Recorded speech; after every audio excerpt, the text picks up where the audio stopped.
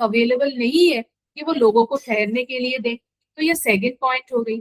अब जगह में जगह नहीं मिलेगी रहने की, तो वो लोग क्या करेंगे, वो क्या करेंगे, वो जाएंगे और झोपड़पट्टी बनाएंगे, शहरों के बाहर रहने लगेंगे।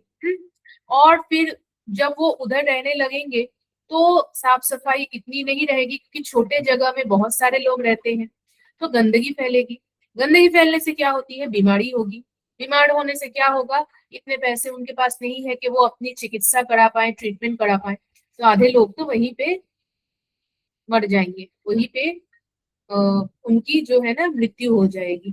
तो देखो एक एक चीज कैसे जुड़ी हुई है। तो ये हो गई शहरों की प्रॉब्लम्स, हमने पढ़ी भी, मतलब इतना हमने रिवाइज भी नहीं किया, लेकिन देखो आप लोगों से बात करते करते ये एक चेन बन गया कि ये जो घटनाएं हैं वो एक दूसरे से कैसी जुड़ी हुई है। जैसे एक दूसरे से ये जुड़ी हो जाती है ना, तो क्या होता है,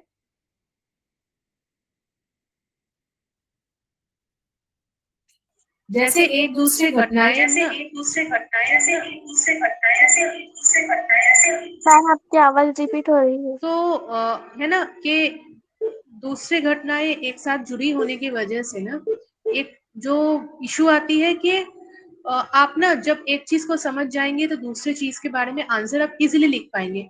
उसके लिए आपको बार बार पन्ने मतलब पलटा के जानने की जरूरत नहीं होगी। इसलिए मैं हमेशा आप लोगों से कहती हूँ कि समझ कर पढ़ा कीजिए, है ना। तो जैसे हमने अभी पढ़ा, अभी देखा, ऐसे ही आप लोग ना फ्लो चार्ट बनाकर एरो दे देकर पढ़ा करो कि पॉपुलेशन पॉपुलेशन से रहने की मतलब स्पेस की कमी हुई, जगह कम होने की वजह से झोपड़पट्टी बनी, झोपड़पट्टी की वजह से क्या हुआ, गंदगी बढ़ी, गंदगी की वजह से बीमारी बढ़ी, बीमारी की वजह से क्या हुआ, लोगों ज्यादा लोग बीमार पड़ने लगे और अंत तक ऐसे उनकी मृत्यु भी होने लगी।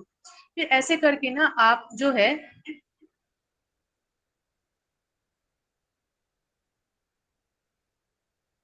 ऐसे करके जो है ना आप ऐसे ना फ्लो चार्ट बना के पढ़ो, एरो दे दे करके पढ़ो, तो आपके जो पढ़ने का तरीका होगा ना, उससे आपकी टाइम भी बचेगी। और टाइम बचने की वजह से क्या होगा, आप दूसरे सब्जेक्ट्स पे और भी फोकस कर पाओगे।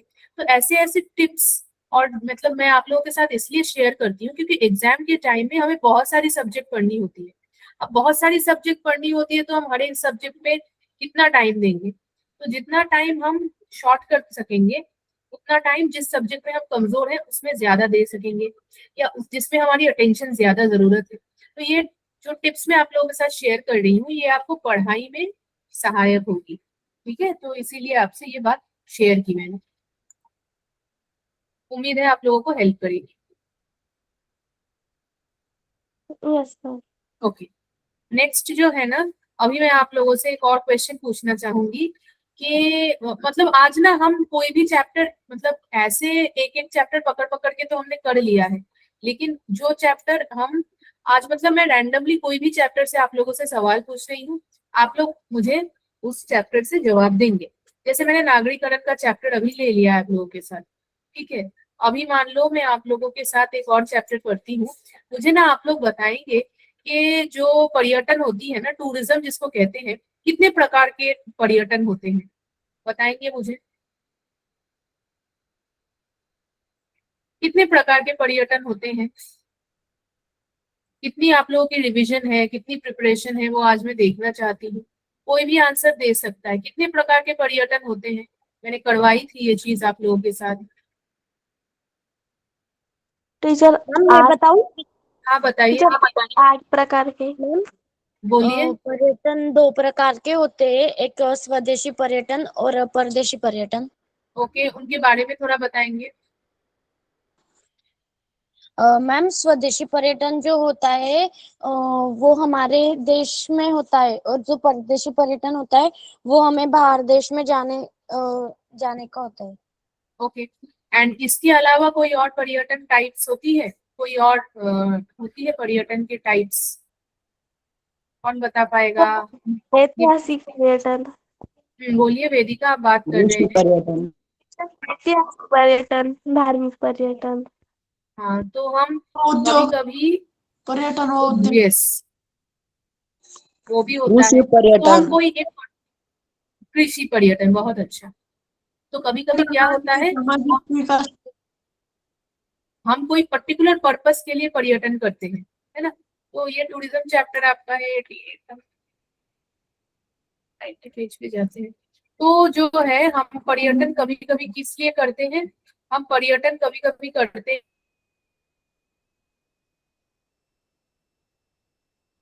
है ना, कोई पर्टिकुलर हमारी एक पर्पस होती है, उसी लिए करते हैं। तो हम कृषि के लिए पर्यटन कर सकते हैं, हम पर्यटन इसीलिए कर सकते हैं क्योंकि हम वहाँ पे ना हेल्थ की वजह से जाते हैं, योगा वगैरह करते हैं, तो उसके लिए होती है पर्यटन। जैसे कि हम केरला वगैरह जाते हैं, तो बहुत सारी चीजों के लिए हम पर्यटन करते हैं।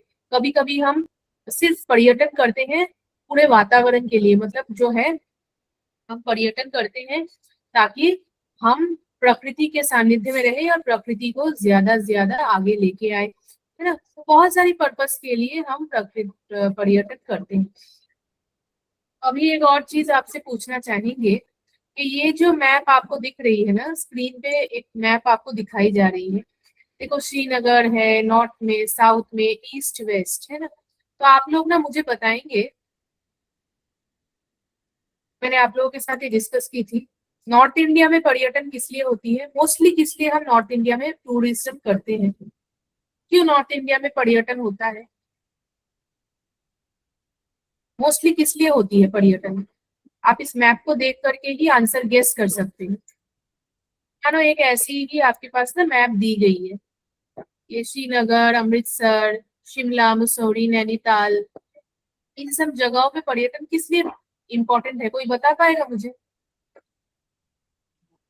टीचर नैसर्गिक सौंदर्य। बिल्कुल, नैसर्गिक सौंदर्य, प्राकृतिक। Teacher teacher hill station. हाँ, यहाँ पे बहुत सारे हिल स्टेशन है, वेरी गुड। मान लो अभी हम थोड़ा ना भारत के इस स्थान पे आते हैं, मथुरा, आगरा, इलाहाबाद, वाराणसी, खजुराहो, भोपाल, झांसी, थोड़ा थोड़ा ये यूपी साइड में बीच में आते हैं, ये उड़ीसा का कोणार्क वगैरह भी ले लो। ये सब स्थान पर्यटन के लिए इम्पोर्टेंट क्यों है, पता है किसी को। मैं बता देती हूँ, अगर पता नहीं है तो। ये सब ना टूरिस्ट प्लेसेस हैं, इसीलिए क्योंकि यहाँ पे धार्मिक स्थान है, मंदिरों के लिए लोग जाते हैं। नीचे जो है ना ये पर्यटन दिया गया है ना, ये साउथ इंडिया के मैसूर, उदगमंडलम, मदुराई, रामेश्वरम, पेरियर, ये सब स्थान इंपॉर्टेंट क्यों है, किसी को पता है। साउथ इंडिया का टूरिज्म क्यों इम्पोर्टेंट है, कोशिश कीजिए, थोड़ा सोच के जवाब देना पड़ेगा इस क्लास में। देखो जगन्नाथपुरी भी है, क्यों इम्पोर्टेंट है, क्योंकि साउथ इंडिया में क्या होता है, साउथ इंडिया में ना बहुत सारे टीचर मंदिर हैं और वहाँ बहुत सारे, पे समुद्र होते हैं। भगवान के मंदिर है। बिल्कुल समुंदर भी है, तो ये गोवा, ये सब प्लेसेस भी है। अभी आप टीचर देखोगे ना वहाँ तो पर व्यापारी मार गए। हम्म, अभी आप यहाँ पे वेस्ट वेस्ट इंडिया में आ जाओ, है ना, वेस्टर्न में, पश्चिम भारत में देखो, राजस्थान का ये ना जयपुर, जोधपुर, जैसलमेर, अजमेर, फिर दिल्ली, ये सब स्थान क्यों इम्पोर्टेंट है, कोई बता पाएगा। आप लोगों ने हिस्ट्री में पढ़ा है, रिलेट करके देखिए। क्या मैम? क्योंकि मैम बहुत से पुराने राजा क्योंकि महारानी ये रह चुके हैं। ये राजस्थान की, हाँ बोलिए बोलिए बोलिए, आगरा है, दिल्ली है, जोधपुर, भरतपुर, जयपुर, अजमेर, राजस्थान, ये सब स्थान इंपॉर्टेंट क्यों है, इवन चंडीगढ़ वगैरह भी क्यों, क्योंकि ये सब ऐतिहासिक रूप से इम्पोर्टेंट है। यहाँ पे हम टूरिज्म इसलिए करते हैं क्योंकि यहाँ पे इतिहास हमारा बहुत फेमस है। यहाँ पे आप जाएंगे तो आप पुराने पुराने हवेली देखेंगे, युद्ध के स्थल देखेंगे, तो ये हिस्ट्री जो पसंद करते हैं वो ये सब चीजों में देख सकते हैं। आप अगर यहाँ पे नॉर्थ ईस्ट में यस मैम, आओगे ना, और यहाँ पे तो ना बहुत सारी मतलब आपको टी गार्डन्स मिलेगी। बोलिए, मैं सुन रही हूँ।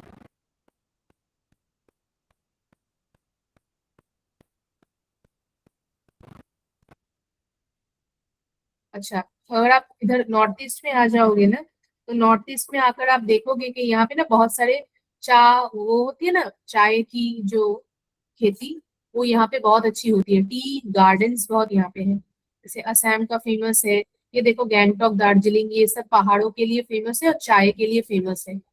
तो इन स्थानों पे ना, ये ईटानगर देखो, ये काजीरंगा, ये सब ना, यहाँ पे आपको बहुत सारे सुंदर सुंदर जंगल देखने को मिलेंगे, पार्क्स मिलेंगे, है ना, अभयारण्य जिसको कहते हैं। यहाँ पे अच्छे अच्छे ना जानवर आपको दिखने को मिलेंगे। तो लोग इसलिए इन स्थानों पे जाते हैं। तो हमारा भारत देश जो है ना, नॉर्थ साउथ ईस्ट वेस्ट, आप कोई भी दिशा देख लो, हर एक स्थान इम्पोर्टेंट है।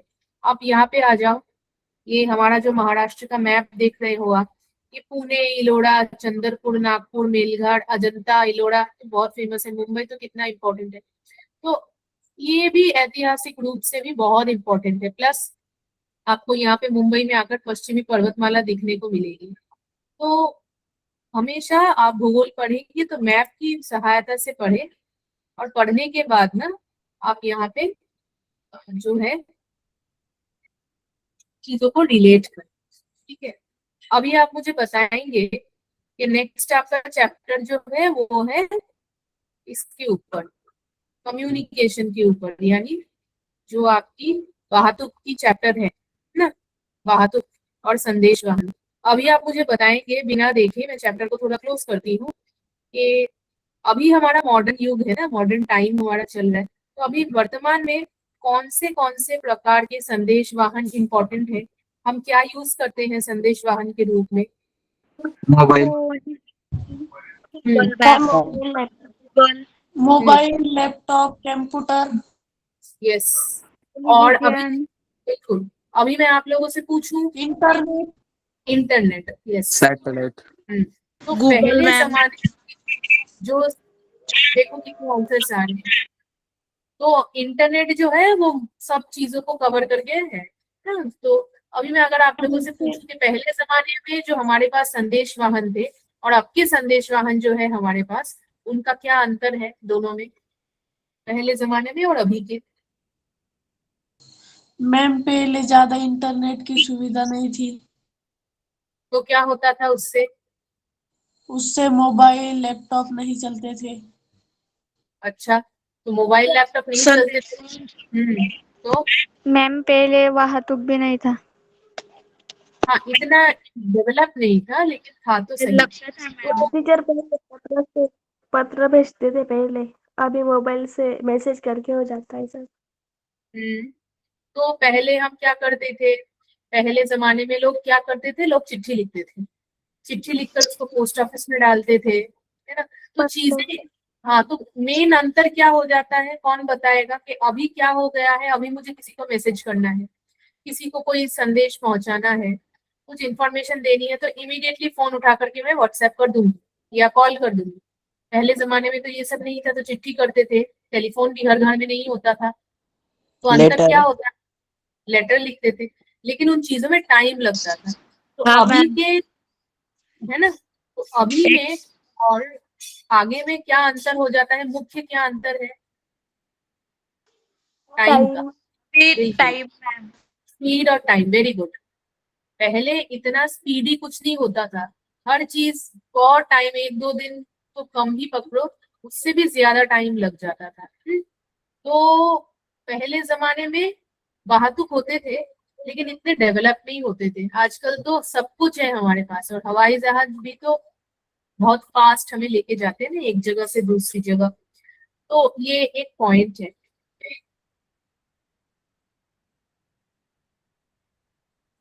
नेक्स्ट मान लो, अभी अभी आप लोगों से पूछूं कि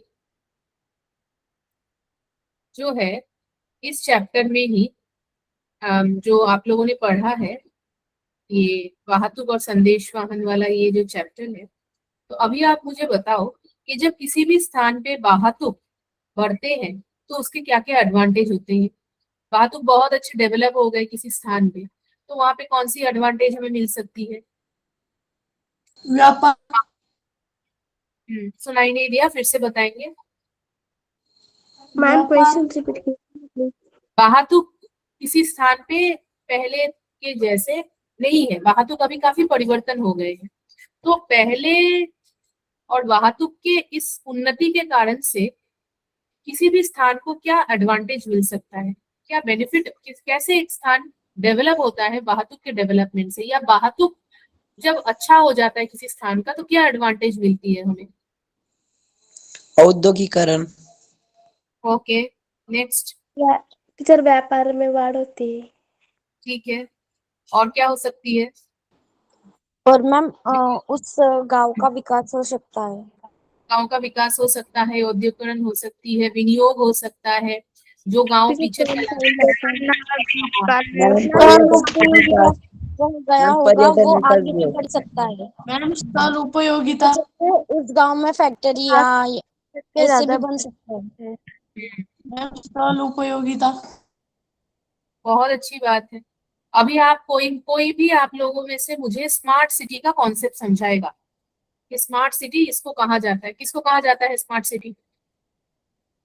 अभी के शहर स्मार्ट नहीं है, स्मार्ट सिटी फिर अलग कैसे है? पूरा डेप्थ में पूरा एकदम समझ के जाएंगे क्लास में से। स्मार्ट सिटी का मतलब कौन समझाएगा मुझे? क्या अलग होता है स्मार्ट सिटी में? उस शहर में हर चीज मिलती है मैम। ओके, तो मान लो हाँ यस, होती है। बताएंगे। और कौन बोल रहा है? अच्छी बात होती है। हाँ, तो स्मार्ट क्यों कहा गया है? क्योंकि हर चीज वहां पे एक बैलेंस में है। ज्यादा पेड़ भी नहीं है, बहुत ज्यादा इंडस्ट्री भी नहीं है, मतलब बहुत ज्यादा कारखाने भी नहीं है। हाँ, राजवीर ने हाथ उठाया, बताएंगे आप क्या कहना चाहते हैं? स्वच्छता का ध्यान रखा जाता है। स्वच्छता का ध्यान रखा, बिल्कुल। और ना अब देखा जाता है कि शहरों के बीचों बीच कोई कारखाना ना हो, वो दूर दूर हो ताकि पोल्यूशन ना हो। अच्छे पेड़ होते हैं, हर एक चीज ना इलेक्ट्रॉनिकली और इंटरनेट से कनेक्टेड होती है। तो जैसे मैंने आप लोगों को स्मार्ट सिटी दिखाया था, एक केस स्टडी दिखाई थी गुजरात में, आई थिंक वो आप लोगों को पूरा याद है। तो स्मार्ट सिटी और अभी के बीच में ना अंतर ये है कि जो गवर्नमेंट रहती है वो स्मार्ट सिटी में बहुत ज्यादा अपना भूमिका निभाती है। स्मार्ट सिटी प्लान करके बनाते हैं, ऐसे नहीं कि कहीं पे बिल्डिंग डाल दिया, कहीं पे कुछ डाल दिया। बिल्डिंग के साथ साथ गार्डन्स भी होती है, लोग चलते फिरते भी हैं, अच्छे से मीटिंग भी करते हैं। तो एक ना जीवन और जो कर्म क्षेत्र है दोनों में बैलेंस, मतलब पर्सनल लाइफ और प्रोफेशनल लाइफ में बैलेंस रहती है वहां पे। साथ साथ आप देखेंगे अच्छे अच्छे हॉस्पिटल्स होती हैं, और हॉस्पिटल्स में आपको पूरी फैसिलिटी मिलेगी, मतलब आप घर बैठे भी बुकिंग कर सकते हो। वहां पे जो है वाईफाई से कनेक्टेड रहेगी, इंटरनेट फैसिलिटी हर जगह रहेगी मौजूद। आपको अच्छी अच्छी लेक्स मिलेगी, शहरों के बीचों बीच आपको प्रकृति का सानिध्य मिलेगा। अच्छे से वाहतुक होंगे जो आपको कनेक्ट करके हर स्थान पे लेके जाए जहाँ पे आप जाना चाहते हो। तो पुराने शहर इतने स्मार्ट क्यों नहीं थे? क्योंकि पुराने शहर जो है वो आजादी के बाद ही डेवलप हो गए थे, उनको प्लान करके बनाने का इतना टाइम नहीं मिला। साथ साथ उस टाइम पे ना क्या होता था, इंजीनियरिंग की पढ़ाई जो है वो इतनी मतलब डेवलप नहीं थी। तो लोग धीरे धीरे जितनी हमारी जरूरतें बढ़ी, हमारी पढ़ाइयाँ हमारी डिग्रीज और एडवांस होने लगी। उस टाइम पे ये नहीं था, तो लोगों को इतना टाइम नहीं मिला कि वो प्लान करके बनाए। जब इंडिया इंडिपेंडेंट हुआ, अब देखेंगे कि इंडिया की आबादी कितनी ज्यादा थी, गरीबी कितनी ज्यादा थी। ब्रिटिश जो थे वो पूरा हमारे देश को एकदम लूट कर चले गए थे, तो हमें उतना टाइम ही नहीं मिला कि मुंबई, कोलकाता, दिल्ली, इन सब शहरों में हम प्रॉपरली प्लान करके बनाए। और उस टाइम पे इतना नेट वगैरह वो सब नहीं था कि आप स्मार्ट सिटी बनाओगे। जैसे हम स्मार्टफोन यूज करते हैं ना, हाँ, पर प्रदूषण मुक्त वातावरण, वेदिका राइट, ठीक कह रहे हैं आप। तो इसीलिए जो स्मार्टफोन आप यूज करते हो ना, वैसे भी स्मार्ट सिटी होगी। और स्मार्ट सिटी का एग्जाम्पल मैंने आपको दिखाया था, गुजरात में दिखाया था, हमारे पुणे में हो सकता है, राजस्थान में हो सकता है, जयपुर के आसपास। तो ये सब एग्जाम्पल्स हैं, भुवनेश्वर हो सकती है उड़ीसा में। चलो नेक्स्ट एक और क्वेश्चन पूछते हैं आप लोगों से।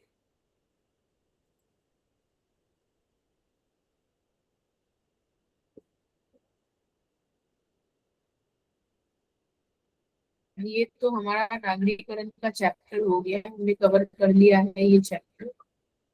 अच्छा, अभी आप लोग मुझे बताएंगे कि ना ये शहर जो होते हैं ना वो कैसे डेवलप होते हैं। ऐसे ही नहीं ना कि हम एक दिन गांव से चले आए और शहर बन गए। क्यों जरूरत पड़ी हमें शहर बनाने की? मेरा पहला क्वेश्चन है, हमें शहरों की जरूरत क्यों पड़ी? हम गांव में ही खुश थे। व्यवसाय मॅम करने के व्यापारासाठी व्यापारामध्ये मैम व्यापार और नौकरी मिलने लगी तब लोग हम्म, गाँव से शहर गए। ओके। और क्या रीजन हो सकता है? मैम शहरों व्यापार को, बच्चों की पढ़ाई। हाँ, व्यापार हो सकती है, पढ़ाई हो मैम सकती है। और हाँ, जितनी फैसिलिटी जो शहर में होती है उतनी गांव में नहीं होती। ओके। मैम हाँ, रोजगार उपलब्ध हो सकता है। बिल्कुल। बात अच्छी शिक्षा, अच्छी हेल्थ फैसिलिटी, एजुकेशन। तो क्या होता है, कभी कभी गाँव में, हाँ, जो किसान है वो खेती बाड़ी करते हैं।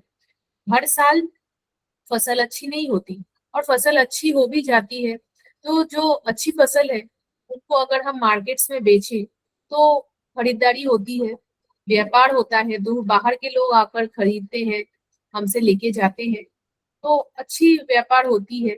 ना सिर्फ बाहर के देशों में, हमारे देश में भी हो सकती है। एक और चीज आप देखेंगे, जब आप हिस्ट्री पढ़े होंगे, आपने देखा होगा कि इंडिया की जो चीजें हैं या इंडिया का जो सामान है वो बाहर के देशों में कितना इम्पोर्टेंट है ना। जैसे कि आपने वो जब ब्रिटिश, है ना, ब्रिटिश का पढ़ा होगा चैप्टर, कि कैसे ईस्ट इंडिया कंपनी जब भारत में आई तो वो व्यापार की इच्छा से आई थी, उसको कोई चीज के ऊपर ना उसको कब्जा नहीं करना था। लेकिन इंडिया की चीजें इतनी अच्छी थी ना, कि प्रकृति बोल दो, यहाँ की प्राकृतिक संपदा बोल दो, या उन्होंने देखा कि इस देश के ऊपर इतनी इतनी मतलब ये लोग इतने संपन्न है कि इनको लूट के लेके जाएंगे ना तो हमारा देश बन जाएगा। कौन बता सकता है कि कौन सी चीजों के लिए व्यापार स्टार्ट हुआ ब्रिटिश टाइम्स पे? भारत की कौन सी चीजें बहुत फेमस थी बाहर?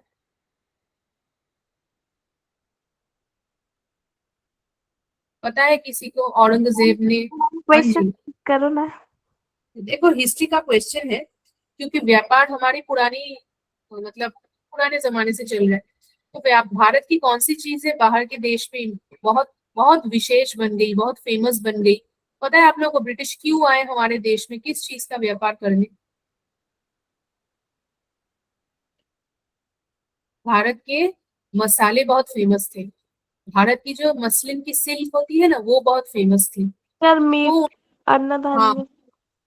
तो उनको ना क्या हुआ ना कि वो जो उस टाइम पे, मैं उतना नहीं स्ट्रेच कर रही हूँ, हिस्ट्री का टॉपिक है, कि जो शाहजहां थे उन्होंने परमिशन दी थी मुगल्स ने कि आप ट्रेड कर सकते हो। तो ये आपको मैं इसलिए बता रही हूँ कि जो व्यापार है ना, ये व्यापार हमारे भारत देश में ऐतिहासिक समय से होता आ रहा है। लोग आज से व्यापार नहीं कर रहे, लोग लंबे समय से व्यापार कर रहे हैं, और बाहर के देशों से भी कर रहे हैं। सिर्फ डिफरेंस ये है कि उस टाइम पे बातुक इतना डेवलप नहीं था। वो जो लोग है ना वो जहाजों से आते थे, हमारी चीजें लेके जाते थे, या उनके चीज हमारे साथ मतलब एक्सचेंज करते थे। आजकल भी शिप्स है, शिप्स व्यापारों के लिए इस्तेमाल होती है, बातुक के लिए इस्तेमाल होती है, लेकिन इतनी यूज नहीं होती, क्योंकि आजकल ट्रेन और एरोप्लेन बहुत फास्ट हो गया है। ठीक है, इसी संदर्भ में कोई मुझे बता पाएगा कि इंपोर्ट एक्सपोर्ट या इसका मतलब क्या होता है? आयात निर्यात ना, आयात मतलब निर्यात। हाँ, मतलब क्या होता है? टीचर टीचर आयात मतलब दूसरे देश से अपने देश में सामान लाना, और निर्यात मतलब अपने देश से दूसरे देश में सामान भेजना। हाँ, तो देखो मैम वही। आयात आयात बोलिए। मैम ऐसे आयात निर्यात पे मामले में भी होता है क्या? तो आयात निर्यात से आपका व्यापार बढ़ रहा है, घट रहा है, आपको कैसे पता चलेगा? आपको प्रॉफिट हुआ कि लॉस हुआ? आयात निर्यात ये कैसे बताएगी आपको?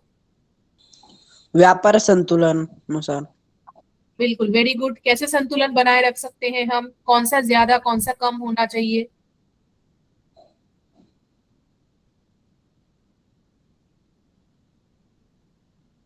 क्या कम होना चाहिए, क्या ज्यादा होना चाहिए? आयात ज्यादा, आयात निर्यात कम, निर्यात आयात ज्यादा। आयात तो कम मैम और निर्यात ज्यादा होनी चाहिए। बराबर। और एक देश आयात निर्यात के मामले में किसी साल में प्रॉफिट में कैसे रह सकता है?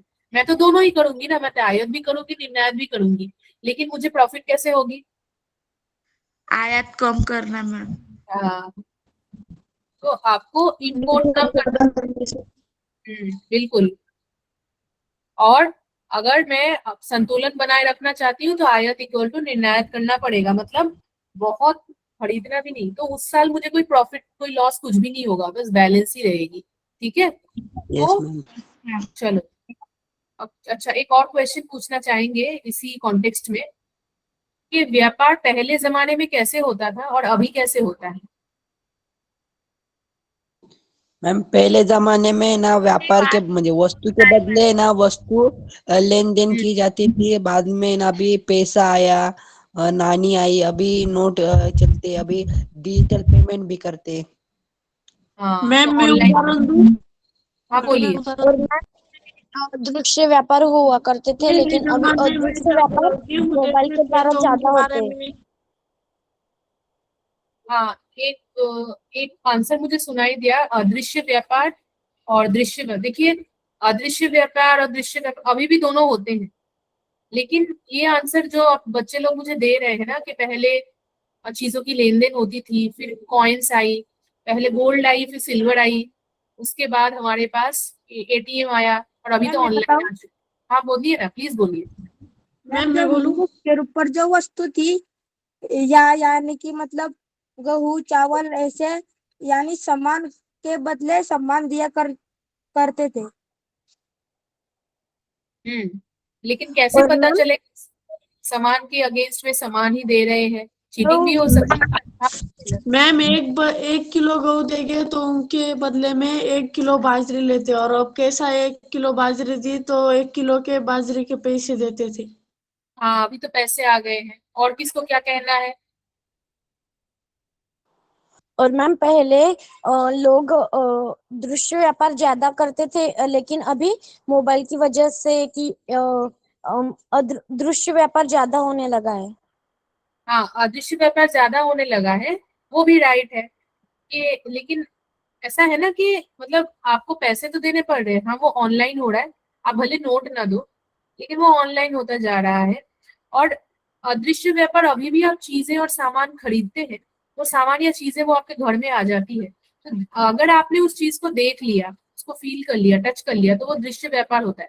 लेकिन आप कुछ सर्विस कर रहे हैं, किसी को बुक करके आप घर में बुला रहे हो, फिर चाहे वो कोई भी सर्विस के लिए हो सकती है, वो आपकी गैस की सर्विस हो सकती है, किचन में कोई सर्विस की हो सकती है, या रूम की कोई सर्विस हो सकती है। तो जहां पे आप ना किसी से सेवा मतलब साधन ले रहे हो, सुख सुविधा ले रहे हो, वो हो जाती है अदृश्य व्यापार। लेकिन जहां पे आप डायरेक्ट चीज को प्राप्त कर रहे हो, आप उसको छू रहे हो, उसको फील कर पा रहे हो ना, जैसे कि आपने कोई सब्जी खरीदी, कोई सामान खरीदा। लेकिन आप डॉक्टर के पास जाते हो तो डॉक्टर आपको मेडिसिन लिख के देगा, टीचर आपको पढ़ाएगा, लॉयर आपके लिए सर्विस देगा, उसमें कुछ चीज आप ना फील नहीं कर पा रहे हो, टच नहीं कर पा रहे हो, है ना। तो इसलिए उसको अदृश्य व्यापार कहा जाता है। लेकिन आपकी पॉइंट भी सही है, अभी पैसों को हम देख नहीं पाते, हम ऑनलाइन करते हैं वो चीज, तो वो भी अदृश्य होता है। लेकिन अगर उसके रिटर्न में आप चीज को देख रहे हैं, आपको प्राप्त हो रहा है, आप उसको टच कर पा रहे, फील कर पा रहे, तो वो दृश्य हो जाएगा। लेकिन अगर अदृश्य होना है तो वो कोई सर्विस हो सकती है, जैसे मैंने अभी आपको समझाया कि आप बुकिंग करके कोई सर्विस ले रहे हो किसी से। चलो, यस। है ना, तो थोड़ा कंफ्यूज नहीं होइए वरना गलत हो जाएगा। चलो एक और चीजें पूछनी है आप लोगों से। अच्छा, जो हमने पढ़ा था ना माइग्रेशन, तो माइग्रेशन का मतलब कौन बताएगा मुझे, क्या क्या मैम? होती है। किसका मैम? हाँ, ये जो चैप्टर हमने पढ़ा था, ये वाला वो नागरिकरण के चैप्टर में। हाँ, तो इसका मतलब कौन मुझे समझाएगा कि लोग गांवों से शहरों में तो आ तो गए, लेकिन इस प्रोसेस का नाम क्या है।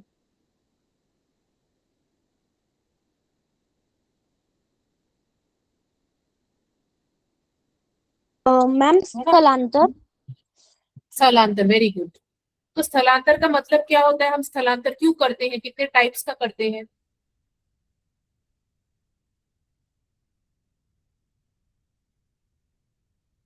क्यों करते मैम हैं हम स्थलांतर। हाँ प्लीज मैम अभी बोलिए। व्यवसाय के लिए मैम, व्यवसाय के लिए, यस मैम, जैसे कि शिक्षण के लिए मैम। व्यवसाय के लिए शिक्षण के लिए। हाँ, तो हम शहरों से शहर ज्यादातर मैम ऐसे स्थलांतर पुणे मुंबई ऐसे भागों में मैम ज्यादा गांव होता है। से शहर जाना, शहर से शहर जाना। यस, तो कितने प्रकार के स्थलांतर होते हैं? गांव से गांव तक, शहरों से शहरों तक, एक शहर से दूसरे शहर तक, एक गांव से दूसरे गांव तक, गांव से शहरों तक, एक देश से बाहर के देश तक, है ना? ये 4 प्रकार के स्थलांतर हमने पढ़े थे। तो ऐसा कौन सी फैक्टर्स हैं, कौन से कारण है, कारक है कि जो हमें शहरों की तरफ आकर्षण करती है? शिक्षा है, हेल्थ है, इंफ्रास्ट्रक्चर है, सुख सुविधा है, घर है, मकान है, व्यापार है, ये सब चीजें हैं। हम्म, तो ऐसी कौन से कारण है जिसकी वजह से हम गांव छोड़कर आ जाते हैं? कौन सी चीजें हमें गांव से एजुकेशन, बाहर देती है? हाँ, एजुकेशन, education, नौकरी, हाँ, है ना? एक व्यवसाय और के लिए मैम। व्यवसाय, एक और बहुत इंपॉर्टेंट कारण है। सबसे इंपॉर्टेंट कारण क्या है? उधर के लोगों का रहना यानी लैंग्वेज उनका चेंज होता है। हाँ, वो भी है, लेकिन हम गांव से बाहर क्यों आ रहे हैं? क्योंकि हम गांव में खेती बाड़ी करते हैं। किसी साल मान लो खेती बाड़ी कम हो गई, है ना, तो आपको तो लॉस हो गया, आपके पास पैसे नहीं है, आपको शहरों में आकर काम करना पड़ेगा। तो लोग जैसे ही स्थलांतर करते हैं ना, तो कभी कभी क्या होता है ना, लोग परमानेंटली आ जाते हैं कि हमें तो शहरों में पूरा रहना है। कभी कभी लोग 5 साल, 10 साल, 15 साल के लिए आते हैं, थोड़े से शॉर्ट टाइम के लिए आते हैं, शॉर्ट पीरियड के लिए। कभी कभी लोग ना आते हैं, थोड़े दिन रहते हैं, फिर चले जाते हैं। मान लो किसी साल मेरी खेती बाड़ी अच्छी नहीं हुई, तो मैं शहरों में आ गई। शहरों में आकर मैंने थोड़े पैसे कमा लिए, फिर मैं गांव में चली गई। तो लोग इसको लॉन्ग लॉन्ग टाइम के लिए करते, परमानेंट के लिए करते, कि मुझे परमानेंटली शहरों में ही रहना है।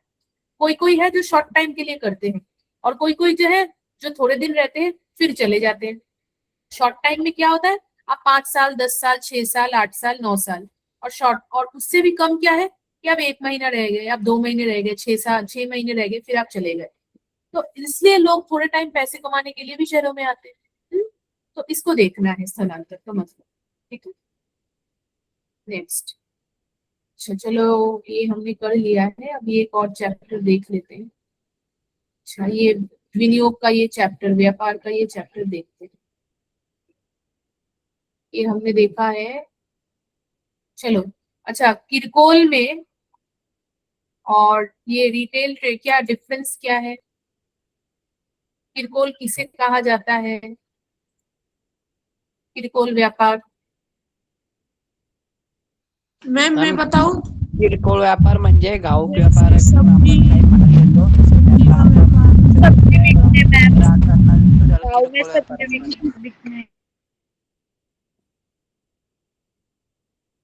अच्छा, तो किरकोल के ऑपोजिट क्या होता है, एक और व्यापार? घाऊक व्यापार. हाँ, तो घाऊक व्यापार। इसमें अंतर क्या हो जाता है?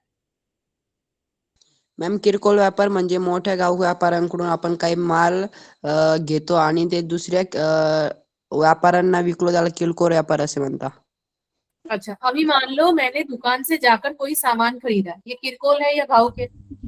किरकोळ व्यापार.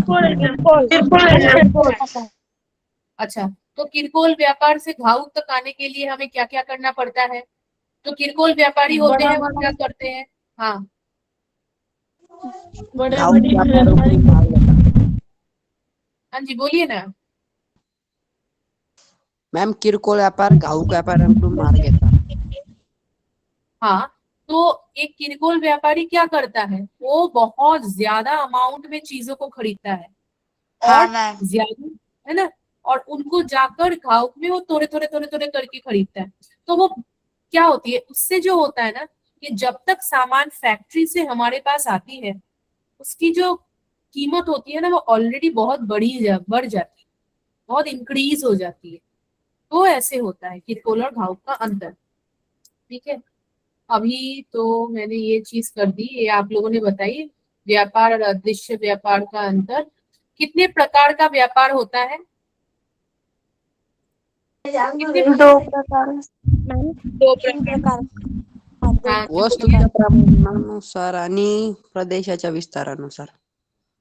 अच्छा, तो इनके जो क्लासिफिकेशन है वो बताएंगे? मॅम व्यापाराचे क्या ना मैम? 2 प्रकार पडतात, वस्तूच्या प्रमाणानुसार आणि प्रदेशाच्या विस्तारानुसार. वस्तूच्या प्रमाणानुसारचे 2 प्रकार पडतात, घाऊक व्यापार आणि किरकोळ व्यापार. आणि प्रदेश विस्तारानुसारचे त्याचे 2 प्रकार पडतात, देशांतर्गत व्यापार आणि आंतरराष्ट्रीय व्यापार, आंतरराष्ट्रीय बहिर्गत व्यापार. ओके, तो जो है हम देश में भी करते हैं, हम व्यापार बाहर भी करते हैं, हम बाहर से भी चीजें लाते हैं, हमारी चीजें हम बाहर भी बेचते हैं, तो ऐसे इंपोर्ट एक्सपोर्ट हमारा हो जाता है, ये तो बहुत अच्छी बात है। लेकिन देश में जब हम व्यापार करते हैं तो उस प्रकार की जो उसमें जो 4 टाइप्स होते हैं वो मुझे समझाएंगे।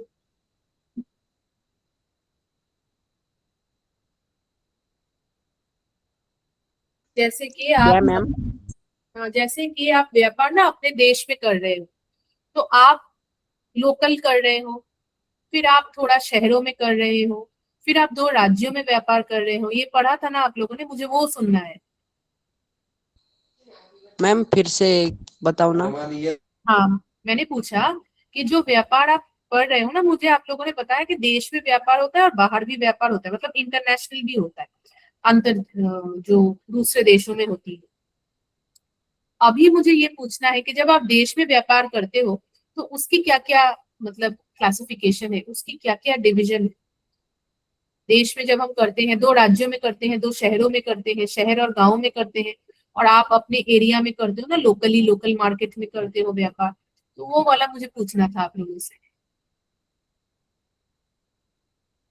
मैम वो फल की कीमत कम कम की जाती है, हम्म, और मतलब शहरों से गांव जैसे। तो ये भी थोड़ा याद रखेंगे कि हम शहरों से गांवों में व्यापार करते हैं, दोनों शहरों के बीच व्यापार हो सकता है, एक राज्य से दूसरे राज्य के बीच व्यापार हो सकती है ना। तो हम ऐसे छोटे छोटे लेवल पे व्यापार, छोटे क्यों बड़े लेवल पे भी व्यापार हम करते हैं। ठीक है, चलिए, तो आप लोगों ने मुझे बता दिया है। टीचर, देश से पेट्रोल, तेल।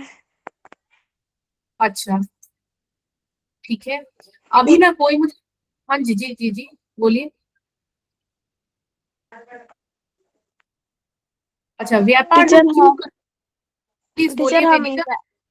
हाँ, टीचर हम ईरान से 60% हम ईंधन का पेट्रोल खरीद लेते हैं। हाँ, और अभी आप देख रहे हैं कि कितना प्रॉब्लम आ रही है गैस में ना, यस तो, मैम। तो युद्ध यस चल रहा मैम। है उस वॉर के लिए, यस मैम, है ना। तो अभी सोचो फिर के मतलब जो संपदा है वो कितनी कम होती जा रही है। अच्छा, कोई मुझे बताएगा कि व्यापार होती क्या है, क्यों करते हैं हम व्यापार।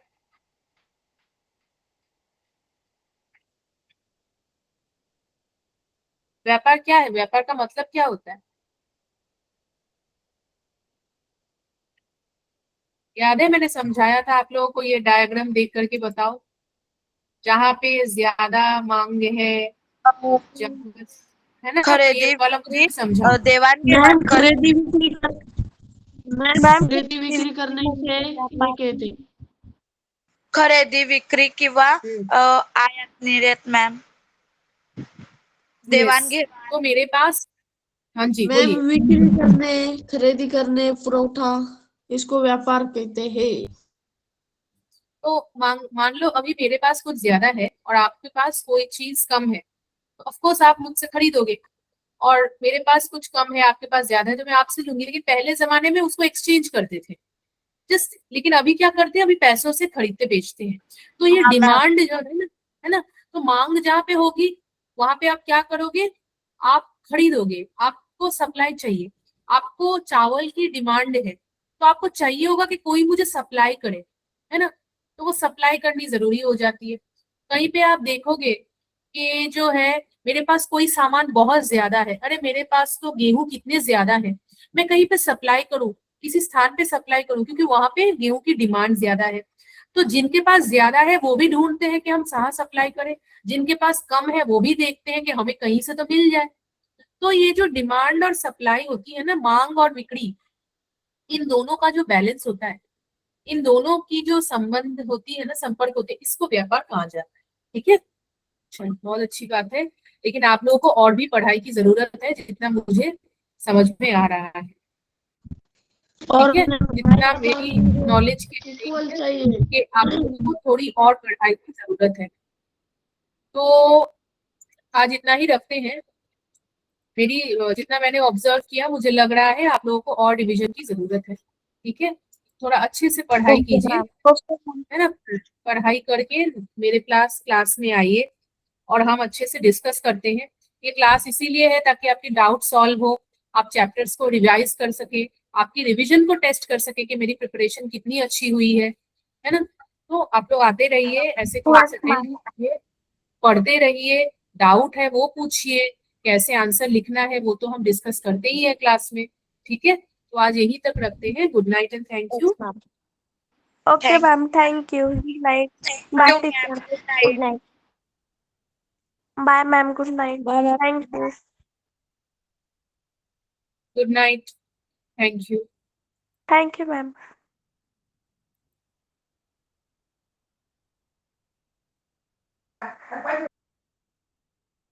मैम अगला क्लास है ना?